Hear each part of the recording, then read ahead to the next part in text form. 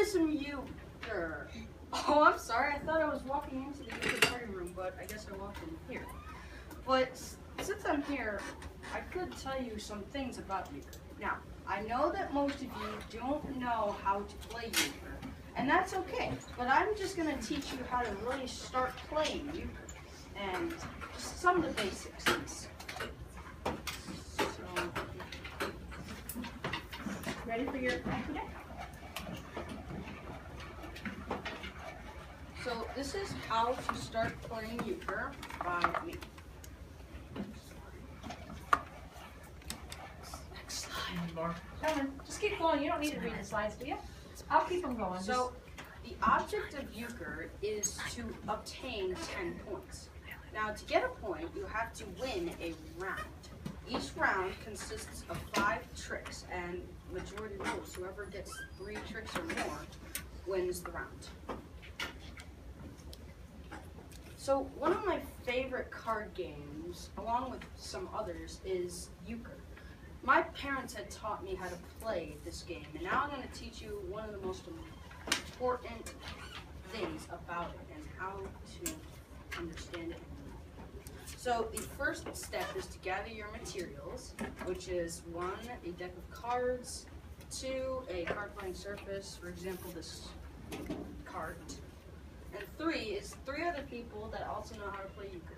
You're going to need to have 4 people that know how to play euchre. So once you take the cards out, the second step is to separate the playing cards from the other cards that aren't going to be played. So the cards that are going to be played are 5s, which are used to keep score, and also 9s, 10s, jacks, kings, queens, and aces.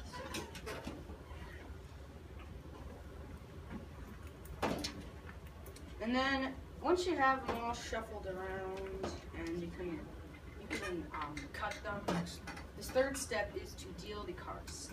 Now the dealer, once they're all shuffled, can deal the cards in one of 2 ways. They can either pass them out 3 cards to one person, then 2 cards to the other, and then 3 cards to the other person and 2 themselves, and then they do it inversely to make sure that everybody has 5 cards. Or they could just do it oppositely, like, 2, 3, 2. No, it was 2, 3, 2, 3, and then 3, 2, 3, 2. So once you get your cards, you're going to want to study them for just a minute, and you'll see why in just a second.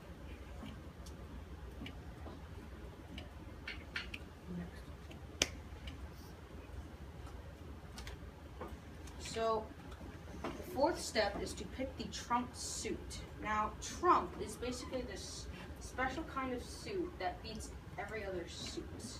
So once all the cards are dealt, I'm not really going to show you how they're dealt because you already know. So the dealer will put the remaining 4 cards, and yes, there will be 4 cards remaining, down by his or her side, and turn the top card face up. This is the 10 of hearts. Now this suit could be represented as the future trump suit. Now I'm not really going to go into detail about how to pick that. We're just going to move on and actually get to playing.